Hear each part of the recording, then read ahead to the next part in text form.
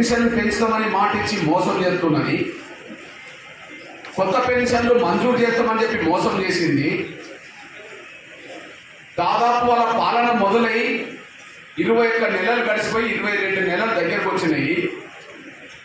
ఏ ఒక్క రాజకీయ పార్టీ కూడా అయ్యా రేవంత్ రెడ్డి గారు నువ్వు పెన్షన్ పెంచుతామని హామీ ఇచ్చి నువ్వు ఓట్లు వేసుకొని గద్దెనెక్కావు కదా, ఎందుకు పెన్షన్ పెంచట్లేదనే మాట పార్టీలకు ఎందుకు పడతలేదు? ఈ విషయాన్ని అధికార పార్టీ రేవంత్ రెడ్డి గారు నమ్మించి మోసం చేశాడు. పెన్షన్ పెంచుతామన్నది తనే, కొత్త పెన్షన్లు మంజూరు చేస్తామన్నది తనే, ఓట్లు వేసుకున్నది తనే, గద్దెనెక్కింది తనే. ఎంతమందికి పెన్షన్ పెంచుతా అన్నాడు? 45 లక్షల మందికి. కొత్త పెన్షన్ ఎంతమందికి మంజూరు చేస్తా అన్నాడు? 10 లక్షల మందికి. మొత్తం ఎంత? 55 లక్షలు. 45 లక్షల మందికి. కొత్త పెన్షన్ ఇస్తామన్నది 10 లక్షల మందికి. 55 లక్షల మందికి నమ్మించి ఓట్లేసి పోని గద్దెనెక్కిండు. ఆయన పెన్షన్ పెంచుతామన్నది నిజము, ఎప్పటి నుంచి పెన్షన్ పెంచుతారో తేదీ చెప్పింది కూడా నిజం. ఆయన పెన్షన్ పెంచుతామన్నది నిజము, కొత్త పెన్షన్లు మంజూరు చేస్తామన్నది నిజము, ఎప్పటి నుండి పెంచుతాడో అది తేదీ చెప్పిన మాట నిజం.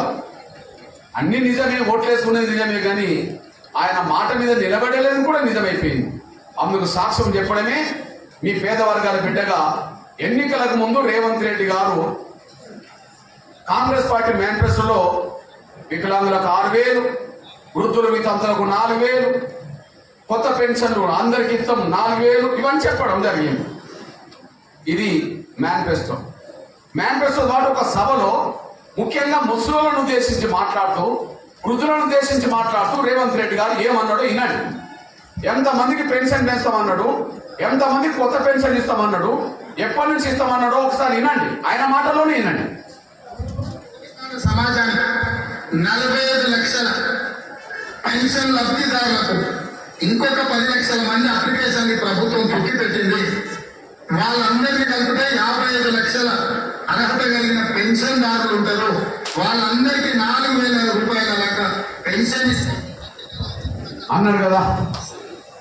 45 లక్షల మందికి పెన్షన్ ఇప్పటికి అందుతున్నది, కొత్తగా 10 లక్షల మందికి రావాలి. వీళ్ళందరికీ పెన్షన్ వేస్తామన్నది నిజము. ఓకే, వీళ్ళందరికీ ఎప్పటి నుంచి పెన్షన్ వేస్తామన్నాడు? తేదీ కూడా చెప్పిండు. వీళ్ళకి ఎప్పటి నుంచి పెన్షన్ వేస్తా అన్నాడు? తేదీ కూడా చెప్పిండు. ఎప్పుడు చెప్పిండు? ఇది సెప్టెంబర్ నెల, కానీ 2023 నవంబర్లో చెప్పిండు. నవంబర్లో చెప్పి డిసెంబర్లో అధికారంకి వచ్చేసాడు. అంటే నవంబర్లో ఓట్లు వేసుకొని డిసెంబర్లో అధికారంకి వచ్చిండు.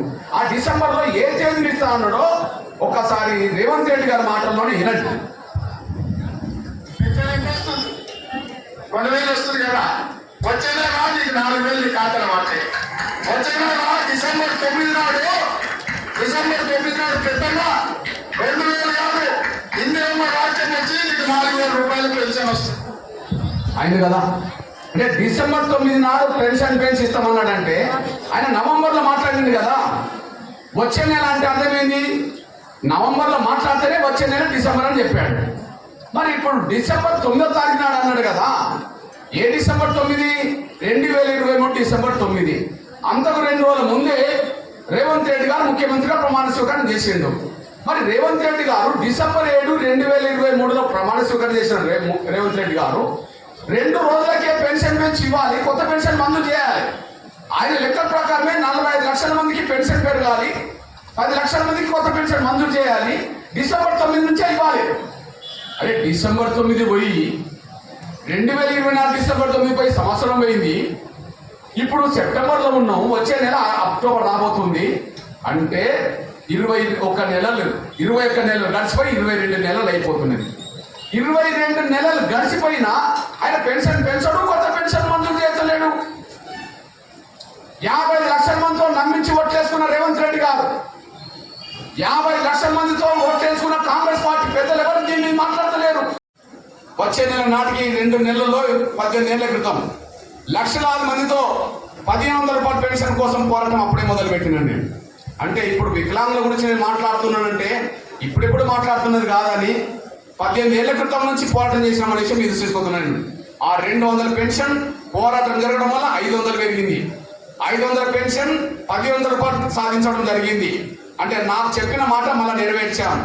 ఆ 1500 రూపాయలని 3000 కావాలంటే 3000 రూపాయలు పెన్షన్ పెరగడం జరిగింది. ఆ 3000 పెన్షన్ ఇస్తున్న సమయంలో కాంగ్రెస్ వాళ్ళు ముందుకొచ్చి ప్రతిపక్ష పార్టీ హోదాలో మేము 3000 ఇస్తామంటే కేసీఆర్ ఏమో నేను 3016 ఇస్తా అని చెప్పి అప్పుడు ముందుకొచ్చిండు. ఆ 3016 అమలు జరిగింది. ఆ 3016 గురించి మళ్ళా 6000 కావాలని డిమాండ్ చేస్తున్న క్రమంలో 6000 కోసం జరుగుతున్న పోరాటం జరుగుతున్నప్పుడే ఒక 1000 రూపాయలు పెరిగి 4000 వచ్చేసినాయి. కానీ 4000 కాదు 6000 పెరగాల్సిందని చెప్పి డిమాండ్ చేస్తున్న సమయంలో 6000 రూపాయలు పెన్షన్ ఇస్తామని వాళ్ళు ఒప్పుకున్నారు. దాన్ని అమలు చేయమని కోరుతున్నాం. అంటే 18 ఏళ్ల క్రితం 200 ఉన్న రోజుల నుంచి నేను ఉద్యోగం మొదలుపెట్టాను. అంతకుముందు వాళ్ళు ఇచ్చిందే మనం తీసుకున్నాం. ఆ తర్వాత కొట్లాడుతూ పెన్షన్ పెరిగేటట్టు చేశాం. ఆ విధంగా 200 ఉన్న రోజుల్లో 500 సాధించి 500 పెన్షన్ని 1000 సాధించి 1000 పెన్షన్ని 3016 సాధించి 3016 పెన్షన్ని 4000 సాధించి 6000 పెన్షన్ అమలు చేయించడం కోసమే ఇప్పుడు పోరాటం మొదలైందని కూడా ఇది మర్చిపోయింది.